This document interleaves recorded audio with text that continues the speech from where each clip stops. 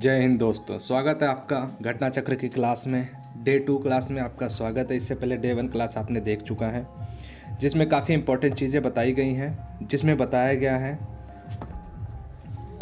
सन 1773 से लेके 1853 तक की पूरी कहानी, पूरी दास्तान, जिसमें ब्रिटिश लोग आए, कंपनी अपनी स्थापित किया और उसके साथ साथ अपने कुछ रूल रेगुलेशन भी लेकर आए। आज की क्लास डे 2 में हम लोग पढ़ेंगे क्राउन शासन, जो 1858 से लेकर 1947 तक रहा। चलिए शुरू करते हैं घटना चक्र की द्वितीय क्लास।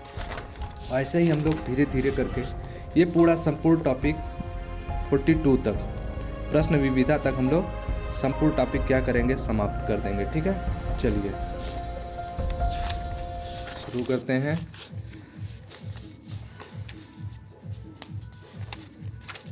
ठीक है, आज का जो टॉपिक है मेन आपका है ब्रिटिश ताज के शासनाधीन पारित अधिनियम। ठीक है ना। नोट्स, इसमें कुछ डिस्कशन करेंगे, मतलब कुछ नोट्स पढ़ेंगे। नोट्स पढ़ने के बाद हम लोग कुछ प्रश्न उत्तरी पर जाएंगे। ठीक है, तो काफ़ी ध्यान से पढ़िएगा, सुनिएगा ध्यान से, और साथ में हम लोग डिस्कस करते ही चलेंगे। कुछ दिन में हमारी लाइव क्लास भी आने लगेगी, तो लाइव क्लास में हम लोग आपस में डिस्कस भी करेंगे, उसके साथ साथ पढ़ेंगे, यानी कि एकदम आसान भाषा में, लोकल लैंग्वेज में। ठीक है, ज़्यादा कहीं एकदम हार्ड लैंग्वेज नहीं है, सीधा किताब से उठा के आपको सवाल दिया जाएगा। ठीक है, चलिए देखिए, ब्रिटिश संसद के भारत शासन अधिनियम 1858 के द्वारा भारत का शासन ब्रिटिश ताज के अधीन कर दिया गया। ठीक है, गवर्नर जनरल को अब भारत का वायसराय भी कहा जाने लगा। यानी कि गवर्नर जनरल जो था, पहले भारत का वायसराय कौन था? सबसे पहला लॉर्ड विलियम बेंटिक था। देखिए, सबसे पहला जो गवर्नर था आपका रॉबर्ट क्लाइव। ठीक है, उसके बाद जो बना है वारेन हेस्टिंग बना है गवर्नर जनरल बंगाल का। फिर भारत का गवर्नर जनरल बना आपका विलियम बेंटिक। उसके बाद भारत का जो वायसराय बना वो कौन बना है सबसे पहला? तो लॉर्ड कैनिंग सबसे पहला वायसराय बना। ठीक, तो जो ब्रिटिश ताज का प्रत्यक्ष प्रतिनिधि बन गया, लॉर्ड कैनिंग भारत का प्रथम वायसराय बना। इस अधिनियम द्वारा भारत के राज्य सचिव का पद का सृजन किया गया। मतलब 1858 के अधिनियम के द्वारा भारत के राज्य सचिव पद, ठीक है ना, भारत के राज्य सचिव पद का सृजन किया गया। ध्यान रखिएगा इस पॉइंट का, पूछ सकता है सवाल में कि भारत के राज्य सचिव का पद कब से, मतलब किस अधिनियम के तहत सृजन किया गया है? तो 1858 अधिनियम के तहत। ठीक है, चलिए इस पर एक सवाल बन सकता है, आईएएस वाले खासकर ध्यान दें, क्योंकि अभी तक ये सवाल जल्दी ज़्यादा पूछा नहीं गया, लेकिन ये पूछ सकता है। जिसमें भारतीय प्रशासन व संपूर्ण नियंत्रण की शक्ति निहित थी, उसकी सहायता के लिए 15 सदस्यीय परिषद के गठन का प्रावधान किया गया। ठीक है, इस सचिव पद के लिए 15 सदस्यीय परिषद के गठन का प्रावधान किया गया। भारत परिषद अधिनियम 1861 के द्वारा कानून बनाने की प्रक्रिया में भारतीय प्रतिनिधियों को शामिल करने की शुरुआत हुई। क्लियर? कानून बनाने की प्रक्रिया में भारतीय प्रतिनिधियों को शामिल करने की शुरुआत हुई कब? 1861 में। इस अधिनियम द्वारा मद्रास व बम्बई की प्रेसिडेंसियों को पुनः विधायी शक्तियां देकर विकेंद्रीकरण की प्रक्रिया की शुरुआत की गई, बम्बई और मद्रास की। ठीक है ना। और इसने वायसराय को आपातकाल में अध्यादेश जारी करने के लिए अधिकृत किया, यानी कि 1861 में ही वायसराय को आपातकाल में अध्यादेश जारी करने के लिए अधिकृत किया गया, जो अधिकतम 6 माह की अवधि तक प्रभावी हो सकता था। अधिकतम 6 माह की अवधि तक। भारत परिषद अधिनियम 1892 आता है। उसके बाद बीच में और भी ढेर सारे हैं, लेकिन वो हमारे संविधान के लिए ज़्यादा इंपॉर्टेंट थे नहीं। संविधान में जो इंपॉर्टेंट थे उन्हीं अधिनियम को हम लोग पढ़ेंगे, वहीं अधिनियम से ही सवाल पूछा जाता है। अब भारत शासन अधिनियम 1892 के माध्यम से केंद्रीय और प्रांतीय विधान परिषदों में अतिरिक्त सदस्यों की संख्या बढ़ा दी गई। ठीक है ना, वर्कलोड ज़्यादा हो गया भाई अब। तो केंद्रीय विधान परिषद के भारतीय सदस्यों को वार्षिक बजट पर बहस करने तथा सरकार से 6 दिन की पूर्व नोटिस पर प्रश्न पूछने का अधिकार भी दिया गया। यानी कि प्रश्न पूछ सकते थे, बजट पर बहस कर सकते थे, लेकिन मतदान नहीं कर सकते थे और अनुपूरक प्रश्न नहीं पूछ सकते थे। ठीक, परंतु पूरक प्रश्न पूछने तथा मतदान का अधिकार नहीं था। क्लियर? सीमित अर्थों में निर्वाचन पद्धति का आरंभ किया जाना इस अधिनियम की महत्वपूर्ण विशेषता थी। मतलब सीमित अर्थों में, मतलब कुछ ही जगहों पर, कुछ ही अर्थ में निर्वाचन पद्धति का आरंभ किया गया। कब? सन 1892 अधिनियम के तहत। भारत परिषद अधिनियम 1909 को मार्ले मिंटो सुधार के नाम से भी जाना जाता है। किसके? मार्ले मिंटो सुधार, सन 1909, ध्यान रखिएगा 1909, मार्ले मिंटो सुधार के नाम से भी जाना जाता है। इस अधिनियम के द्वारा भारतीयों को विधि निर्माण, यानी कि कानून निर्माण तथा प्रशासन दोनों में प्रतिनिधित्व प्रदान किया गया। इसके तहत वायसराय की कार्यकारी परिषद में भारतीयों को पहली बार शामिल किया गया। यानी कि जो हमारे वायसराय के कार्यकारी परिषद में भारतीयों को पहली बार जो शामिल किया गया, प्रथम कौन थे? सत्येंद्र प्रसाद सिन्हा थे, जिन्हें सलाहकार के रूप में नियुक्त किया गया था। ठीक, इस अधिनियम ने केंद्रीय तथा प्रांतीय विधायिनी शक्ति को बढ़ा दिया। केंद्रीय तथा प्रांतीय विधायिनी शक्ति को बढ़ा दिया किसने? सन 1909 के मार्ले-मिंटो सुधार अधिनियम ने।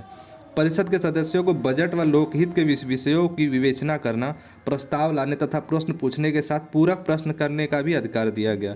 इसमें पृथक निर्वाचन के आधार पर मुस्लिम के लिए सांप्रदायिक प्रतिनिधित्व का प्रावधान किया गया। ध्यान से सुनिए, सन 1909 में मार्ले-मिंटो सुधार के तहत ही मुस्लिम के लिए एक अलग से चुनाव की व्यवस्था की गई है, ठीक है ना। इसलिए मिंटो को जो है क्या माना जाता है? सांप्रदायिक प्रतिनिधित्व मतलब माना जाता है, सांप्रदायिक चुनाव करने का जनक माना जाता है। किसको? मिंटो को।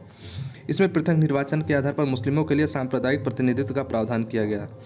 करने का मेन मकसद इन लोग का यही था कि फूट डालने का, ठीक है ना। तो भारत शासन अधिनियम 1919 को मॉन्टेगू चेम्सफोर्ड सुधार के नाम से जाना जाता है। उसके बाद 1909 के बाद 10 साल बाद आता है 1919 को मॉन्टेगू चेम्सफोर्ड सुधार के नाम से जाना जाता है, ठीक है, चुनाव के नाम से जाना जाता है। इस अधिनियम के द्वारा पहली बार प्रत्यक्ष चुनाव प्रणाली अपनाई गई।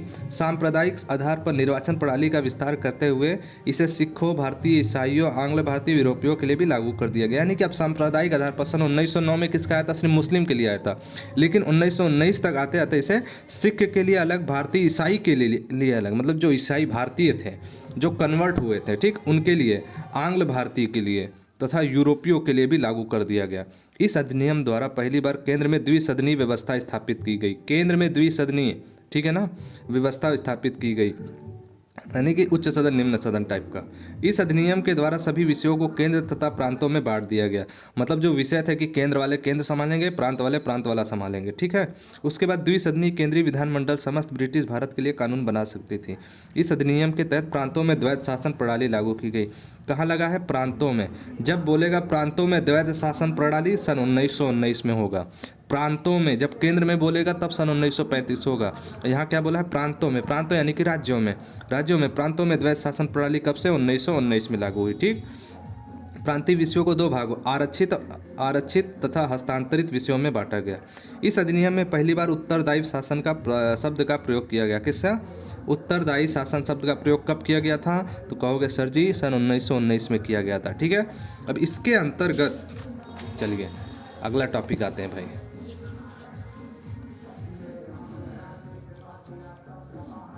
अगला टॉपिक देखिए,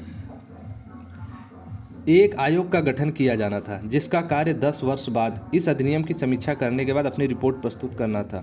भारत शासन अधिनियम 1935 द्वारा सर्वप्रथम भारत में संघात्मक सरकार की स्थापना की गई। अब 10 वर्ष बाद अधिनियम की समीक्षा करने के बाद अपनी रिपोर्ट प्रस्तुत करना था, ठीक है, गठन किया गया था। अब बोला है भारत शासन अधिनियम 1935 आता, 1919 के बाद कब आता? 1935 का आता भारत शासन अधिनियम। सबसे ज़्यादा इंपॉर्टेंट है भारत शासन अधिनियम 1935, ठीक है ना, क्योंकि संविधान का लगभग 75% भाग सन 1935 से ही लिया गया। भारत शासन अधिनियम द्वारा सर्वप्रथम भारत में संघात्मक सरकार की स्थापना की गई। कौन से भारत सरकार की? संघात्मक सरकार की स्थापना की गई। इस अधिनियम के द्वारा प्रांतों में द्वैध शासन समाप्त कर दिया गया। प्रांतों में जो द्वैध शासन था समाप्त कर दिया। केंद्र में द्वैध शासन प्रणाली लागू की गई। भारत में मुद्रा व साख पर नियंत्रण के लिए, भारत में मुद्रा और साख पर नियंत्रण के लिए भारतीय रिजर्व बैंक की स्थापना की गई, यानी कि मुद्रा प्रचलन के लिए, ठीक है। सांप्रदायिक निर्वाचन प्रणाली का विस्तार करते हुए दलित जातियों, महिलाओं और श्रमिकों को इसमें सम्मिलित किया गया। इसी अधिनियम के तहत वर्ष 1937 में, मतलब 1935 के अधिनियम के तहत सन 1937 में संघीय न्यायालय की स्थापना की गई। इस अधिनियम द्वारा बर्मा को ब्रिटिश से भारत से अलग कर दिया गया। यानी कि जब 1935 के शासन अधिनियम आया था ना, तो उसी समय यह निर्णय लिया गया कि वर्मा को भारत से अलग कर दिया। ब्रिटिश भारत, यानी कि जब ब्रिटिश भारत में राज्य करते थे तब इसको ब्रिटिश भारत नाम दिया गया, ठीक। तो ब्रिटिश भारत से अलग कर दिया जाएगा, किसको? वर्मा को कर दिया गया। 2 नए प्रांतों सिंध और उड़ीसा का निर्माण हुआ, और उसी के बाद सिंध और उड़ीसा का क्या हुआ? निर्माण हुआ, मतलब राज्यों से अलग हुआ, उनको अलग करके फिर नया नाम दिया गया।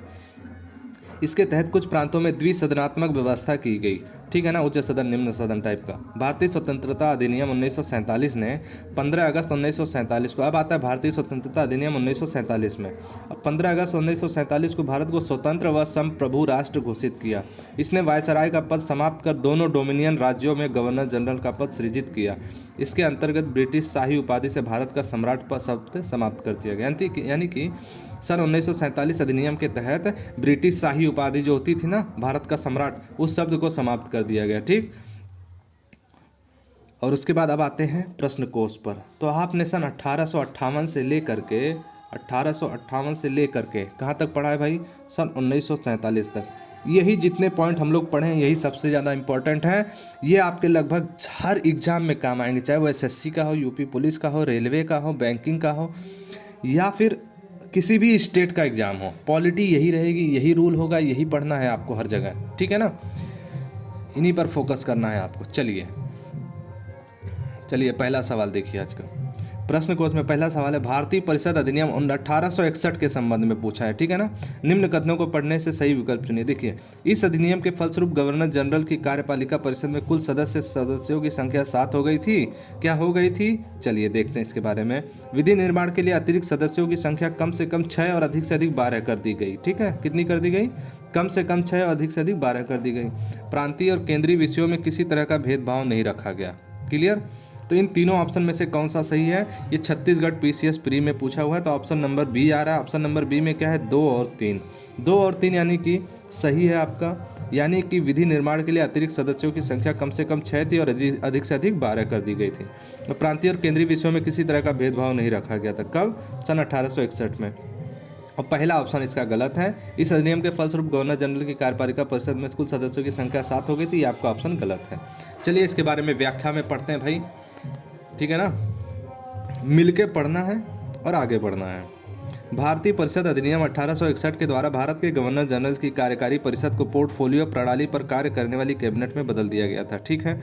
जिसमें राजस्व, सैन्य, कानून, वित्त और गृह विभागों के प्रमुख रूप में 5 सदस्य शामिल थे, ठीक है ना। अभी भी अपने यहाँ तो है, देखिए निर्मला सीतारमण जी हैं, अपने वित्त मंत्री हैं। सैन्य मंत्री मतलब एक सेना अध्यक्ष होगा। फिर कानून मंत्री है, एक वित्त मंत्री है, और क्या है, गृह विभाग यानी कि गृह मंत्री हैं अपने राजनाथ सिंह। तो इसी टाइप के सदस्यों में उस समय भी हुआ करते थे, ठीक है।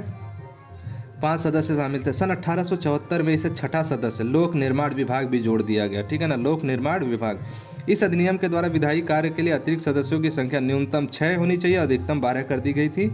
यानी कि आपका ऑप्शन नंबर बी बिल्कुल दूसरा बिल्कुल सही है कि विधि निर्माण के लिए अतिरिक्त सदस्यों की संख्या कम से कम 6 थी, अधिक से अधिक 12 कर दी गई थी, ठीक है। जिन्हें गवर्नर जनरल द्वारा 2 वर्ष की अवधि हेतु नामित किया जाना था। इन अतिरिक्त सदस्यों में से कम आधे गैर सरकारी होने थे। इस अधिनियम के तहत केंद्रीय व प्रांतीय विषयों में कोई भेदभाव नहीं किया गया था। यानी कि ऑप्शन नंबर 2 और 3 बिल्कुल राइट हो जाएगा, ठीक है। पहला गलत हो जाएगा। 7 नहीं थे, केवल 5 थे। प्रमुख रूप से कितने सदस्य थे, 5 सदस्य थे। क्लियर। बाद में 6 हो गया है। चलिए अब आते हैं अगले पॉइंट पर, हम लोग पढ़ते हैं।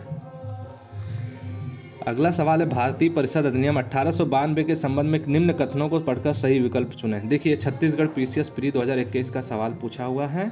इसमें पूछा इसे 20 जून 1892 में लागू किया गया था, ठीक है ना। इसके बारे में जानकारी नहीं है अभी। 20 जून को लागू किया गया था, 1892 में लागू किया गया था, इस सही पॉइंट है, ठीक है ना।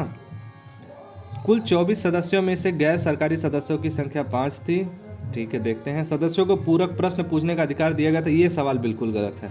सदस्यों को पूरक प्रश्न पूछने का अधिकार 1892 में नहीं, सन 1909 में मिला। तो दूसरा ऑप्शन बिल्कुल गलत है। अब देखिए इस पर आते व्याख्या में, इसका आंसर आयोग ने लगभग ना माना है, पर फिर भी देखा जाए इसको। भारतीय परिषद अधिनियम 1892 को ब्रिटिश सांसद से पारित होने के बाद 20 जून 1892 को शाही स्वीकृति प्राप्त हुई तथा यह 3 फरवरी 1893 को लागू किया गया। इस प्रकार कथन एक सही नहीं है, ठीक है ना। यानी कि ये 3 फरवरी 1893 को लागू किया गया, ठीक है। इसमें बोला जा रहा है 20 जून 1892 को लागू किया गया, तो गलत है पहला ऑप्शन। पहला ऑप्शन क्या है आपका, गलत है। कब लागू किया गया था, 3 फरवरी 1893, 3 फरवरी 1893 को लागू किया गया था। और यहाँ भारतीय परिषद अधिनियम 1892 को ब्रिटिश संसद से पारित होने के बाद 20 जून 1892 को शाही स्वीकृति प्राप्त हुई थी। 20 जून 1892 को शाही स्वीकृति मिली थी और 3 फरवरी 1893 को लागू किया गया था। अब इस अधिनियम के द्वारा गवर्नर जनरल की परिषद में विधायी कार्यों हेतु अतिरिक्त सदस्यों की संख्या बढ़ाकर न्यूनतम 10 तथा अधिकतम 16 कर दी गई, यानी कि 24 नहीं की गई थी, ठीक है ना। इन अतिरिक्त सदस्यों में से कम आधे गैर सरकारी होने थे। तत्संबंधी विनियमों के तहत इन अतिरिक्त सदस्यों में 6 सरकारी, जबकि यहाँ 6 सरकारी सदस्य और 10 गैर सरकारी सदस्यों की व्यवस्था की गई है। जबकि यहाँ पर क्या है, केवल 5 गैर सरकारी सदस्य, जो कि ऑप्शन नंबर 2 भी क्या है आपका रॉन्ग हो जाएगा। उल्लेखनीय है कि इन गैर सरकारी सदस्यों में भारतीय और यूरोपीय दोनों क्राउन या सैन्य या नागरिक सेवा में न हो शामिल थे। इस प्रकार कथन 2 भी सही नहीं है, कथन 2 भी सही नहीं है, कथन 1 भी सही नहीं है और कथन 3 वैसे भी सही नहीं, क्योंकि हम लोग डिस्कस किया अभी थोड़ी देर पहले कि अनुपूरक प्रश्न या पूरक प्रश्न 1892 में नहीं पूछ सकते थे। कब पूछ सकते थे? सन 1909 में पूछ सकते थे। ठीक, तो 1892 के अधिनियम के तहत सदस्यों को वार्षिक बजट पर बहस करने तथा सरकार से 6 दिन की पूर्व नोटिस पर प्रश्न पूछने का अधिकार दिया गया, परंतु पूरक प्रश्न पूछने का अधिकार नहीं था। इस प्रकार कथन 3 भी सही नहीं है, तो इसलिए इसका ऑप्शन तीनों के तीनों सही नहीं है। इसलिए इस पर वो दिया गया है कि भाई आयोग इस पर फ्री में नंबर देगा। चलिए अब अगला सवाल पढ़ते हैं। चलिए, निम्नलिखित में से किस अधिनियम के अंतर्गत भारतीय विधान परिषद को बजट पर बहस करने की शक्ति प्राप्त हुई? भाई बजट पर बहस कब मिला था? सन 1892 में मिला था। कब मिला था? बजट पर बहस 1892 में ये शक्ति प्राप्त हुई थी। अब मतदान करने की शक्ति सन 1909 में हुई थी। ठीक, बजट पर वो भी। व्याख्या देख लीजिए। सन 1892 के भारतीय परिषद अधिनियम ने विधान परिषद के कार्यों में वृद्धि की, जिसके तहत बजट पर बहस करने की शक्ति दी गई, परंतु मतदान का अधिकार नहीं था। इस अधिनियम के तहत 6 दिन की पूर्व नोटिस पर कार्यपालिका से प्रश्न पूछने की अनुमति दी गई, परंतु पूरक प्रश्न पूछने का अधिकार नहीं था। इसलिए 1892 आपका क्या हो जाएगा? बिल्कुल राइट हो जाएगा। चलिए अब बढ़ते हैं अगले सवाल पर। आई होप आपको यहाँ तक वीडियो काफ़ी अच्छी लगी होगी, काफ़ी जानकारी मिली होगी। अगर आपको 100 में से 40 से 60% भी समझ में आ रहा है तो भाई मेरे लिए बड़े गर्व की बात है कि आपको समझ में आया ये पॉइंट। तो बढ़ते हैं इसी तरह अगले सवाल पर। ब्रिटिश भारत में सांप्रदायिक प्रतिनिधित्व की व्यवस्था निम्नलिखित में से किस अधिनियम द्वारा की गई थी? देखिए, भारतीय काउंसिल अधिनियम। देखो, सांप्रदायिक प्रतिनिधित्व की व्यवस्था, सांप्रदायिक यानी कि मुस्लिमों के लिए सबसे पहले ही किया था, यानी सांप्रदायिक प्रतिनिधित्व की व्यवस्था किस अधिनियम द्वारा? सन 1909 मार्ले मिंटो सुधार के अधिनियम के तहत किया गया था। भारतीय परिषद अधिनियम 1909 मार्ले मिंटो सुधार 1909 द्वारा ब्रिटिश भारत में सर्वप्रथम सांप्रदायिक प्रतिनिधित्व की व्यवस्था की गई, जिसके अंतर्गत मुसलमानों के लिए पृथक निर्वाचन मंडल का प्रावधान किया गया। ठीक, अब 1909 का अधिनियम, ये सवाल आपका मध्य प्रदेश पीसीएस प्री में पूछा हुआ है। अब देखिए, 1909 का अधिनियम संबंधित था।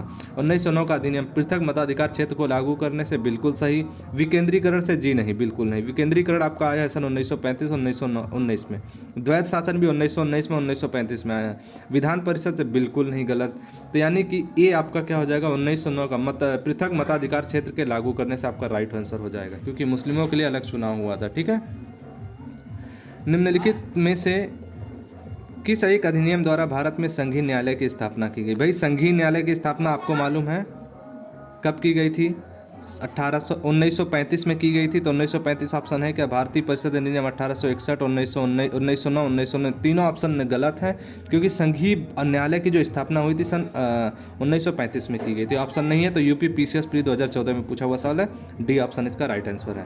भारत में संघीय न्यायालय की स्थापना 1 अक्टूबर सन 1937 को भारतीय सरकार अधिनियम 1935 के अंतर्गत की गई थी। इसके प्रथम मुख्य न्यायाधीश सर मॉरिस क्वेयर थे। देखिए, जो संघीय न्यायालय की गई थी 1 अक्टूबर 1937 को इसकी स्थापना हुई थी। 1935 के अंतर्गत सरकार अधिनियम में रखा गया था। जो इसके पहले और मुख्य न्यायाधीश थे सर मॉरिस ग्वेयर थे। कौन थे? मॉरिस ग्वेयर। ग्वेयर नहीं आ रहा तो मॉरिस याद कर लीजिए। ठीक है ना, क्या होगा? मॉरिस। उपयुक्त दिए गए विकल्पों में भारत सरकार अधिनियम 1935 नहीं होने के कारण डी, ठीक है ना, ऑप्शन नंबर डी सही हो जाएगा। मॉरिस ग्वेयर जो है संघीय न्यायालय के प्रथम थे, और जो सुप्रीम कोर्ट बना था उसके मुख्य न्यायाधीश कौन थे? सर एलिजा इम्पे थे। ठीक है ना। चलिए अब आते हैं अगले सवाल पर अपने। अगला सवाल है आपका,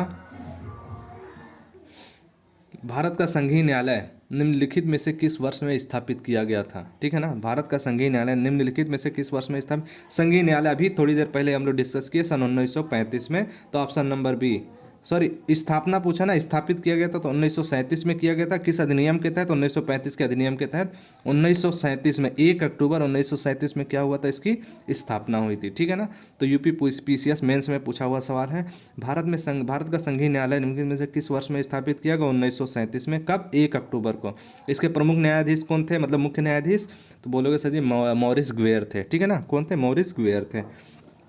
केंद्र में द्वैत शासन किस अधिनियम के अंतर्गत स्थापित हुआ था? भाई केंद्र में द्वैत शासन, भाई प्रांतों में द्वैत शासन सन 1919 में आया था। तो केंद्र में द्वैत शासन कब आया था? सन 1935 में। ठीक है ना, तो सन 1935 आपका राइट आंसर हो जाएगा। भाई सन 1935 क्या हो जाएगा आपका? बिल्कुल राइट आंसर हो जाएगा। ठीक, चलिए, भारत सरकार अधिनियम 1935 के अंतर्गत केंद्र में द्वैत शासन के एक नए अखिल भारतीय संघ की स्थापना तथा प्रांतों में द्वैत शासन व्यवस्था को समाप्त करने का प्रावधान किया गया।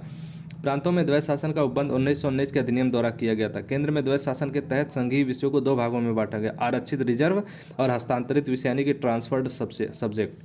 निम्नलिखित में से किस अधिनियम ने केंद्र में द्वैत शासन प्रणाली को स्थापित किया? चलिए अगले सवाल पर आते हैं। सवाल नंबर 9 है, निम्नलिखित में से किस अधिनियम ने केंद्र में द्वैत शासन प्रणाली। भाई आपका जो इससे पहला सवाल था केंद्र में द्वैत शासन, यूपीपीसीएस पूरी 2008 में पूछा हुआ सवाल है। ये भी आपका जो केंद्र में द्वैत शासन प्रणाली सन 1935 बिल्कुल राइट आंसर है इसका। यूपीपीसीएस आरआई में पूछा हुआ सवाल है, ठीक है ना। चलिए अब आते हैं 10वें नंबर के सवाल पर। 1919 के भारत शासन अधिनियम के निम्नलिखित में से कौन सी प्रमुख विशेषताएं? भाई तीनों ऑप्शन में से जल्द से जल्द कमेंट बॉक्स में आंसर भेजिए भाई, कौन सा बिल्कुल राइट आंसर है, ठीक है। देखिए, प्रांतों की कार्यकारिणी सरकार में द्वैत शासन की व्यवस्था, सन 1919 की बात किया है, ठीक है ना। प्रांतों में कार्यकारिणी सरकार में द्वैत शासन की व्यवस्था बिल्कुल सही है आपका। मुसलमानों के लिए पृथक सांप्रदायिक निर्वाचन मंडल बिल्कुल गलत है। मुसलमानों के लिए जो अलग चुनाव हुआ था सन 1909 में हुआ था, मार्ले मिंटो सुधार के अधिनियम में। और 1919 में क्या हुआ था? मॉन्टेगू चेम्सफोर्ड सुधार अधिनियम आया था, ठीक। तो दो मुसलमानों के लिए पृथक, ये तो गलत हो जाएगा। प्रांतों में प्रांतों में द्वैत शासन बिल्कुल सही हो जाएगा। केंद्र द्वारा प्रांतों की विधायी शक्ति का हस्तांतरण बिल्कुल सही, ठीक है ना। केंद्र द्वारा प्रांतों की विधायी शक्ति का हस्तांतरण यानी कि अलग कर दिया गया, ठीक। तो ऑप्शन नंबर 1 और 3 बिल्कुल सही, यानी कि ऑप्शन नंबर सी क्या हो जाएगा? राइट हो जाएगा आपका, बाकी दूसरा गलत है। चलिए व्याख्या देखिए ध्यान से, व्याख्या पर फोकस करिए भाई आप लोग। तो भारत शासन अधिनियम 1919 ब्रिटिश संसद के द्वारा पारित अधिनियम था, जिसका उद्देश्य भारतीय शासन में भारतीयों की भागीदारी को बढ़ाना था, ठीक है ना। इस अधिनियम को भारत सचिव एडविन मॉन्टेग्यू, वही मॉन्टेग्यू एवं वायसराय लॉर्ड चेम्सफोर्ड, यानी कि जो सचिव थे मॉन्टेग्यू थे, वायसराय कौन थे? चेम्सफोर्ड थे, के कार्यकाल में पारित किया गया। इस अधिनियम के द्वारा राज्यों में ड्यूअल शासन की स्थापना की गई। किसमें? राज्यों में, यानी प्रांतों में। प्रांत राज्य दोनों एक ही जैसा माना जाता है, ठीक है। जिसके तहत प्रत्येक राज्य में राज्य के प्रशासनिक विषयों को 2 श्रेणियों में बांटा गया, आरक्षित व हस्तांतरित। आरक्षित विषय प्रांतीय गवर्नर एवं उसके कार्यकारी परिषद के तहत रखे गए, जबकि हस्तांतरित विषयों का उत्तरदायी प्रांतीय विधायिका के प्रति उत्तरदायी मंत्रियों को सौंपा गया। साथ ही केंद्र और प्रांतों के मध्य भी शक्तियों का बंटवारा संघीय व प्रांतीय विषयों के रूप में किया गया, ठीक है ना। शक्तियों का बंटवारा केंद्र और प्रांतों को अलग अलग कर दिया गया, संघीय और प्रांतीय विषयों के रूप में किया गया।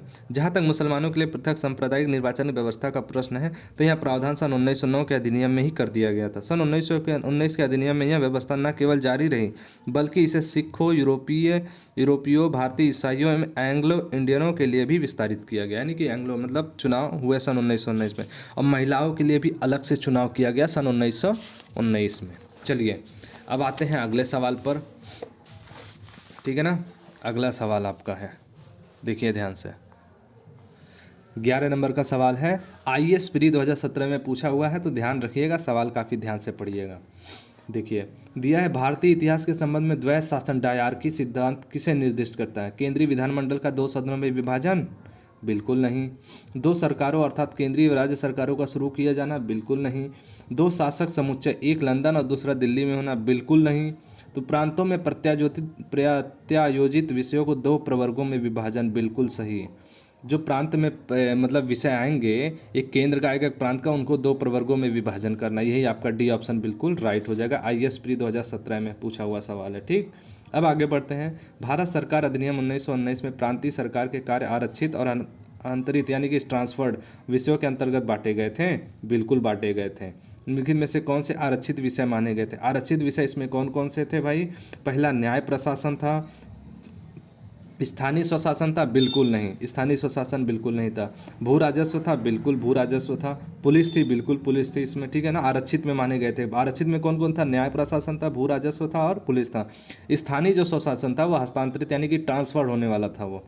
देखिए भारत सरकार, अब व्याख्या पढ़ते हैं इस पर, व्याख्या है आपका, देखिए ध्यान से। भारत सरकार अधिनियम 1919 की एक प्रमुख विशेषता प्रांतों में द्वैत शासन की स्थापना की थी? बिल्कुल थी, क्लियर। इस प्रणाली के तहत प्रांतीय सरकार के कार्यों को 2 भागों, आरक्षित तथा अंतरित या हस्तांतरित में विभक्त किया गया। आरक्षित विषयों के अंतर्गत न्याय प्रशासन, भू राजस्व, वित्त, पुलिस, सिंचाई आदि को रखा गया। देखिए अब इसको ध्यान से सुनिएगा। आरक्षित विषय के अंतर्गत न्याय प्रशासन था, जिसमें न्याय मिलता है, ठीक है ना। भू राजस्व था, यानी कि जमीन के कर और से रिलेटेड था। वित्त मंत्री वाला सिस्टम था, यानी कि वित्त से संबंधित। पुलिस आपका आरक्षित था। सिंचाई को लेकर भी विषय जो था वो आरक्षित था, ठीक है ना। जबकि हस्तांतरित विषयों के अंतर्गत या तहत स्थानीय स्वशासन, शिक्षा, स्वास्थ्य, कृषि आदि को रखा गया। स्थानीय स्वशासन, शिक्षा, स्वास्थ्य और कृषि आदि को किस में रखा गया था? हस्तांतरित में रखा गया था, यानी कि ट्रांसफर वाले में। आरक्षित विषय प्रांतीय गवर्नर एवं कार्यकारी परिषद के तहत रखे गए, जबकि हस्तांतरित विषयों का उत्तरदायित्व प्रांतीय विधायिका के प्रति उत्तरदायी मंत्रियों को सौंपा गया। क्लियर? चलिए अब आते हैं 13 नंबर के सवाल पर। आपका 12 नंबर का सवाल भी IAS प्री 2022 में पूछा हुआ सवाल है, और 13वां जो सवाल है झारखंड PCS प्री 2021 में पूछा हुआ सवाल है। क्या पूछा है? देखिए, निम्नलिखित में से किसने ब्रिटिश भारत में प्रांतीय स्वायत्तता शुरू की? निम्नलिखित में से किसने ब्रिटिश भारत में प्रांतीय स्वायत्तता कब शुरू की गई भाई? तो कहोगे सर जी प्रांतीय स्वायत्तता जो शुरू हुई थी भारत, ब्रिटिश भारत यानी कि भारत में, उस समय ब्रिटिश का राज था इसलिए उसको ब्रिटिश क्षेत्र बोला जाता था। ठीक, तो भाई प्रांतीय स्वायत्तता सन 1919 से ही शुरू हो गई थी आपकी, है ना? तो ब्रिटिश, ऑप्शन नंबर डी आपका राइट हो जाएगा। ब्रिटिश, क्योंकि इस कैबिनेट मिशन सन 1942 के आसपास आया, Simon commission, cabinet 1946 Simon commission आया, फिर भारत सरकार अधिनियम 1935 के आसपास आया। ठीक, देखिए ब्रिटिश भारत में प्रांतीय स्वतंत्रता की शुरुआत प्रारंभिक रूप से भारत सरकार अधिनियम 1919 से हुई, जिसे 1935 के भारत सरकार अधिनियम से विस्तारित और विस्थापित किया गया। ज्ञातव्य है कि झारखंड लोक सेवा आयोग ने अपनी प्रारंभिक उत्तर कुंजी में इस प्रश्न का उत्तर विकल्प सी माना था, पहले 1935 माना था, जिसे संशोधित उत्तर कुंजी में परिवर्तित कर विकल्प डी किया, यानी कि विकल्प डी ही इसका राइट आंसर है। प्रांतीय स्वायत्तता की बात करेगा सन 1919 में ही सही माना जाएगा। ठीक है, अब आते हैं अगले सवाल पर। अगला सवाल है 14 नंबर का सवाल। भारतीय विधान पालिका प्रथम बार द्विसदनी बनाई गई थी। देखिए भारतीय विधान पालिका द्विसदनी कब बनी थी भाई? तो बोलोगे सर जी सन 1919 के भारत सरकार अधिनियम द्वारा बना था। ठीक है ना? तो PCS प्री में क्या हो जाएगा? UP PCS मेंस 2008 में पूछा हुआ सवाल है। चलिए व्याख्या पढ़ते हैं। 1919 के भारत सरकार अधिनियम द्वारा केंद्र में द्विसदनी विधान पालिका की स्थापना की गई। कब? केंद्र में द्विसदनी विधान पालिका की स्थापना की गई। ऊपरी सदन यानी कि राज्य परिषद अवधि प्रथम यानी कि बैठक 5 वर्ष के लिए कहलाता था। ठीक, काउंसिल ऑफ स्टेट राज्य परिषद, और तथा इस अधिनियम के धारा 18 के तहत इसमें 60 सदस्यों में से अधिकतम 20 सदस्य सरकारी हो सकते थे। देखिए यह जो अधिनियम आया था 1919 में, जिसमें बनाया गया था क्या? विधान पालिका में द्विसदनी, उसमें ऊपरी सदन जो होता था उसको राज्य परिषद कहा जाता था। राज्य परिषद, इसकी अवधि कितने? प्रथम बैठक से 5 वर्ष तक होती थी। तथा इस अधिनियम के धारा 18 में क्या दिया गया है कि 60 सदस्यों में से अधिकतम 20 सदस्य सरकारी हो सकते थे। एक था निचला सदन यानी कि उच्च सदन और निम्न सदन। केंद्रीय विधानसभा, राज्य परिषद उच्च सदन था, केंद्रीय विधानसभा था आपका यानी कि सेंट्रल लेजिस्लेटिव असेंबली जो था निम्न सदन था, निचला सदन था। इसकी अवधि जो है प्रथम बैठक से 3 वर्ष तक ही होती थी केवल। ठीक है ना? तथा भारत सरकार अधिनियम 1919 की धारा 19 यानी कि 18 में 60 में से 20 सरकारी हो सकते थे, और फिर धारा 18 आती है 1919 की धारा 19 के तहत इसमें मूलतः 140 सदस्यों का प्रावधान था। कितने सदस्य? 140 सदस्य, जिसमें से 100 निर्वाचित था, 40 मनोनीत था, जिसमें से अधिकतम 26 सरकारी होने चाहिए थे। उसमें 20 होने थे सरकारी, इसमें 26 सरकारी होने थे। कितने में से? 140 में से 100 जो है निर्वाचित थे और 40 मनोनीत थे। ठीक है ना? जिनको खुद से बनाया गया था।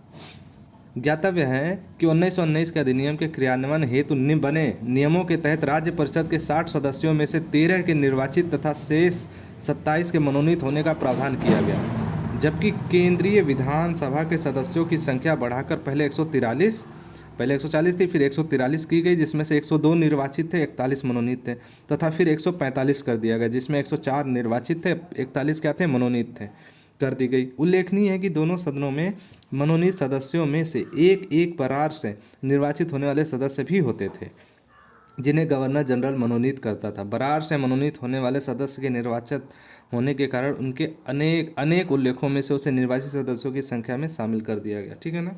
काफ़ी बड़ा पॉइंट था, काफ़ी ज़्यादा जानकारी भी आपको हो चुकी होगी भाई। निम्न सदन उच्च सदन बना सन 1919 अधिनियम विधान पालिका की द्विसदनी व्यवस्था की गई। उच्च सदन में 60 सदस्य में से अधिकतम 20 क्या हो सकते थे? सरकारी हो सकते थे। ये धारा 18 के तहत हुई थी, और धारा 19 के तहत 140 सदस्यों का प्रावधान था। 100 निर्वाचित थे, 40 मनोनीत थे, 26 सरकारी होने चाहिए थे उसमें मिनिमम, या अधिकतम 26 सरकारी होने चाहिए थे। ठीक, बाद में बदलाव हुए कुछ। चलिए अगला पढ़ते हैं। अगला सवाल, केंद्र में कौन सा एक्ट द्विसदनी विधायिका लाया? केंद्र में कौन सा एक्ट द्विसदनी विधायिका लाया? तो कहोगे सर जी सन 1961, 1917, 1919 या 1915। कहोगे सर जी सन 1919 द्विसदनी विधायिका कौन लाया था? सन 1919 लाया था। ठीक, अब बढ़ते हैं अगले सवाल पर। ये आपका मध्य प्रदेश PCS प्री 2013 में पूछा हुआ सवाल है, ठीक है। चलिए, निम्नलिखित कथनों पर विचार कीजिए। 1919 के मॉन्टेगू चेम्सफोर्ड सुधारों में 21 वर्ष से अधिक आयु की सभी महिलाओं के लिए मताधिकार की संस्तुति की गई। क्या कहेंगे भाई, सही है कि गलत है? पता नहीं, देखते हैं। 21 वर्ष से अधिक आयु की सभी महिलाएं। 1935 के गवर्नमेंट ऑफ इंडिया एक्ट में विधानमंडलों में महिलाओं के लिए आरक्षित स्थानों का प्रावधान किया गया।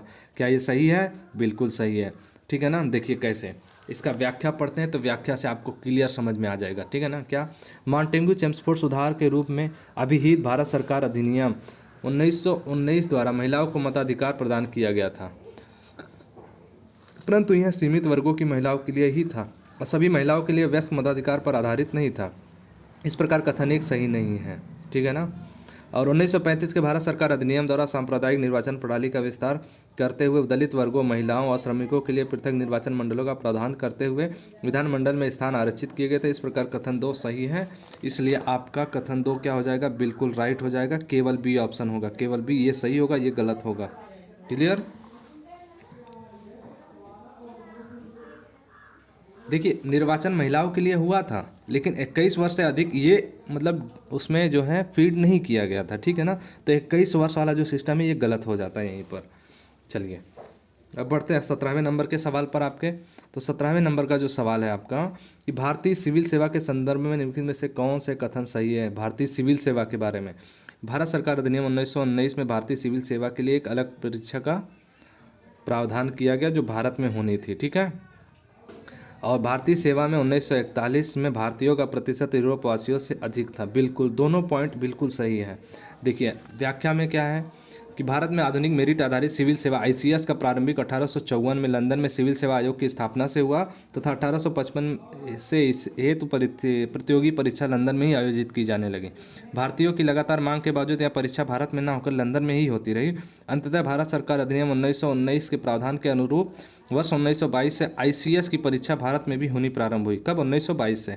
पहले इलाहाबाद में तथा बाद में दिल्ली में हुई। सन 1930 के दशक के अंत तक यूरोपवासियों को उपलब्धता भारतीय सिविल सेवा में कम होती गई तथा इस सेवा में 1941 तक स्पष्ट रूप से भारतीयों का प्रतिशत यूरोपवासियों से अधिक हो चुका था। क्लियर? चलिए, तो ऑप्शन नंबर 1 और 2 दोनों बिल्कुल राइट आंसर है आपका। अब बढ़ते हैं अगले सवाल पर। केंद्रीय विधानसभा के निम्नलिखित में से कौन सा निर्वाचन भारत शासन अधिनियम 1919 के तहत हुआ? तो देखिए, निर्वाचन भारत केंद्रीय विधानसभा का निम्नांकित में से कौन सा निर्वाचन भारत शासन अधिनियम 1919 के तहत हुआ? तो कहोगे सर जी 1926 और 1945 हुआ, ठीक है ना। ऑप्शन नंबर A और C सही है, B गलत है आपका। 1937 में नहीं हुआ था। तो प्रश्नगत वर्षों में से सन 1926 और 1945 का केंद्रीय विधानसभा चुनाव भारत शासन अधिनियम 1919 के तहत हुआ था। क्लियर? चलिए, भारत शासन अधिनियम 1919 के अंतर्गत भारतीय विधायिका का अंतिम निर्वाचन किस वर्ष में आयोजित किया गया था? भाई, अंतिम निर्वाचन 1945 में किया गया था। देखिए, यहाँ पे 2 ऑप्शन था बिल्कुल, 1926 और 1945। उसी तरह अंतिम निर्वाचन 1945 में हुआ था। क्लियर? चलिए, भारत शासन अधिनियम 1919 के अंतर्गत भारतीय विधायिका केंद्रीय विधानसभा का अंतिम निर्वाचन वर्ष 1945 में आयोजित किया गया था। क्लियर? चलिए, राष्ट्रपति की अध्यादेश निर्गत करने की शक्ति प्रेरित है भाई, तो ऑप्शन नंबर B अध्यादेश का वो प्रेरित करता था सन 1935 में, ठीक है। यद्यपि ब्रिटिश भारत में गवर्नर जनरल को 1861 के भारत परिषद अधिनियम से ही विधान परिषद की अनुमति के बिना अध्यादेश जारी करने की शक्ति प्राप्त थी। ये पॉइंट हमने पिछले पॉइंट में पढ़ा है, लेकिन ये पॉइंट थोड़ा सा अलग है। क्या है कि तथापि भारत संविधान में राष्ट्रपति की अध्यादेश निर्गत करने की शक्ति अनुच्छेद 123 में है। अनुच्छेद 123 में क्या अध्यादेश जारी करने की निर्गत करने की शक्ति है। भारत सरकार अधिनियम 1935 की धारा 42 व 43 से प्रेरित है। धारा कौन सी है? 42 और 43 1935 भारत सरकार अधिनियम अनुच्छेद 123 के तहत राष्ट्रपति अध्यादेश निर्गत करने की शक्ति है। और वहाँ पे क्या था आपका? गवर्नर जनरल को था, इसलिए ठीक है ना, ये 2 पॉइंट अलग था। वहाँ गवर्नर जनरल था, यहाँ राष्ट्रपति है। तो जब गवर्नर जनरल की बात करेगा तो 1861 में, जब राष्ट्रपति की बात करेगा तब 1935 के तहत। निम्नलिखित में से किस अधिनियम द्वारा संवैधानिक निरंकुशता का सिद्धांत प्रयुक्त किएगा? जब भी संवैधानिक निरंकुशता वाला पॉइंट आएगा तो आप सीधा ऑप्शन नंबर 1935 लगाइएगा। क्या लगाइएगा? 1935 भारत शासन अधिनियम। चलिए, इसके बारे में पढ़ते हैं। संवैधानिक निरंकुशता का सिद्धांत भारत सरकार अधिनियम 1935 द्वारा प्रवृत्त किया गया। यह अधिनियम ब्रिटिश संसद द्वारा पारित सर्वाधिक विस्तृत अधिनियम था। साथ ही यह भारत के लिए तैयार संवैधानिक प्रस्तावों में से सबसे जटिल दस्तावेज था। इसी अधिनियम में भारत संघ की स्थापना, संघीय न्यायपालिका, केंद्र और राज्यों के मध्य शक्तियों का विभाजन आदि व्यवस्था की गई थी। तो संवैधानिक निरंकुशता की जब बात करेगा तो 1935 क्या हो जाएगा आपका, बिल्कुल राइट आंसर हो जाएगा। ठीक है, अब आते हैं अगले पॉइंट पर। भारत के संविधान में केंद्र और राज्यों के बीच किया गया शक्तियों का विभाजन इनमें से किसमें से उल्लिखित योजना पर आधारित है? केंद्र और राज्यों के बीच जो शक्तियों का विभाजन किया गया था वह इसमें से उल्लिखित योजना पर आधारित है। तो कहोगे सर जी जो केंद्र व राज्य के बीच शक्तियों का विभाजन था सन 1935 में था। ठीक है ना, तब था सन 1935, भारत सरकार अधिनियम 1935। तो ये IAS प्री 2012 का सवाल है भाई। चलिए, तो आपका अब अगला पॉइंट जो हम लोग पढ़ेंगे इसके बाद, ठीक है ना, तो अगला पॉइंट जो हम लोग पढ़ेंगे इसमें देखिए, हमने 2 पॉइंट पढ़ लिया है। भारत का संवैधानिक विकास, कंपनी के शासन हेतु भारत पारित अधिनियम, ब्रिटिश ताज के शासनाधीन पारित अधिनियम हो चुका है यहाँ तक। अब हम लोग पढ़ेंगे संविधान सभा एवं संविधान निर्माण प्रक्रिया पढ़ेंगे। ठीक है ना, संविधान सभा, संविधान निर्माण प्रक्रिया। तो नेक्स्ट क्लास में जुड़ना ना भूले, अधिक से अधिक लोग आए भाई, ताकि इस पॉइंट को हम लोग क्लियर एकदम अच्छे तरीके से पढ़ चुके हों। ठीक है, चलिए मिलते हैं अपने नेक्स्ट वीडियो में भाई। क्लास को ज़्यादा से ज़्यादा शेयर करिए, लाइक कीजिए। उसके बाद मिलते हैं अपने नेक्स्ट वीडियो में, तब तक के लिए धन्यवाद। जय हिंद।